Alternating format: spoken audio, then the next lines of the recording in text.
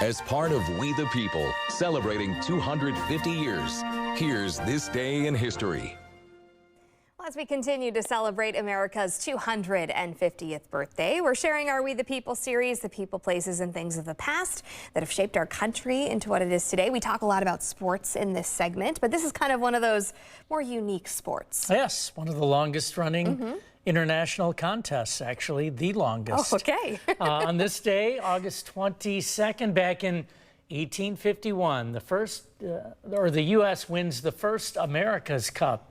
The U.S. had to beat a fleet of Britain's finest ships to do so. Today, America's Cup is the world's oldest continually contested sporting trophy and represents the pinnacle of international sailing yacht competition.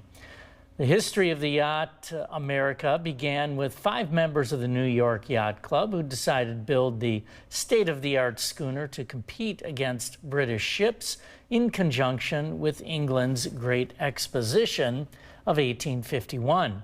From 1870 until the late 20th century, New York Yacht Club sponsored U.S. yachts, successfully defended the America's Cup 24 times in races generally spaced a few years apart. The America's Cup race has been between one defending vessel and one challenging vessel, both of which are determined by separate elimination trials since the 1920s.